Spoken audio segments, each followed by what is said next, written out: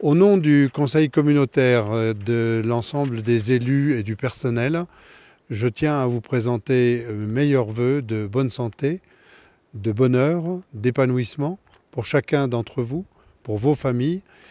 Vous dire que nous bâtissons avec vous un territoire durable, un territoire de solidarité et que nous espérons que vous y vivrez bien avec vos familles. Nous avons des projets, de beaux projets, notamment la réalisation d'une maison de service au public qui permettra d'effectuer encore ce lien si prégnant entre la population et les services des administrations. Notre communauté de communes met également en place une action sociale renforcée auprès de toutes les franges de la population.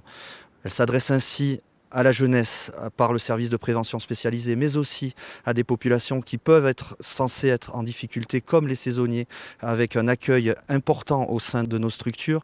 Et puis que dire de notre centre social MJC, qui au cours de l'année 2018 a connu quelques difficultés, mais qui, et je veux l'affirmer ici fort, est soutenu pleinement et a été soutenu pleinement par la communauté de communes et les élus. Un autre axe fort de notre politique est également le soutien aux centres de secours et d'incendie. En effet, le territoire de la communauté de communes possède 6 centres d'incendie et de secours. Cela représente un budget de fonctionnement de plus d'1 million d'euros. Au cours de cette année 2019, nous réaliserons la structuration d'un nouveau centre au niveau de la Haute-Romanche pour un coût d'environ 1,5 million d'euros. En lien avec le secours aux personnes, la communauté de communes également exerce des compétences en termes de prévention des risques. Elle sera aux côtés des communes de nos vallées pour assurer cette prévention et pour les épauler dans cette problématique. La communauté de communes répare les erreurs du passé.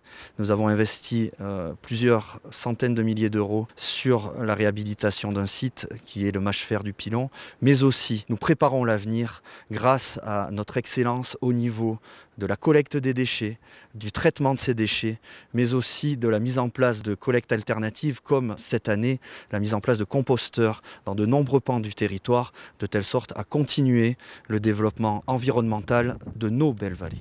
Nous avons sur notre territoire une offre culturelle importante et qui demande encore à se développer. En effet, un projet de pôle culturel communautaire devrait voir le jour dans les prochaines années. Ce pôle culturel regrouperait à la fois le TDB, le Théâtre du Briançonnais, le conservatoire à rayonnement intercommunal et les Beaux-Arts. Ce projet a été présenté à l'ensemble des élus communautaires, mais aussi à l'ensemble des élus du conseil municipal au cours de l'année 2018 et devra faire l'objet d'une décision politique forte dès ce printemps pour que ce projet puisse voir le jour dans les prochaines années.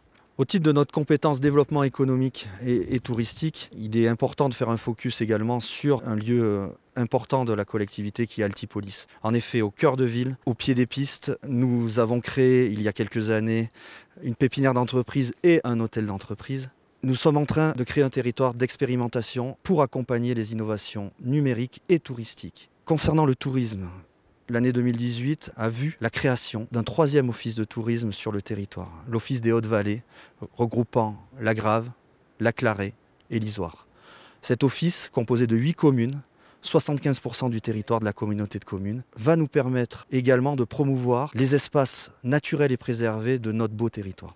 Et comme je m'y étais engagé avec l'équipe qui m'entoure, il n'est pas question d'augmenter la fiscalité. Nous ne l'avons pas fait et nous ne le ferons pas jusqu'au prochain mandat. Et après, on verra. Bonne année, bonne et heureuse année à toutes et à tous. Bonne et heureuse année à vous.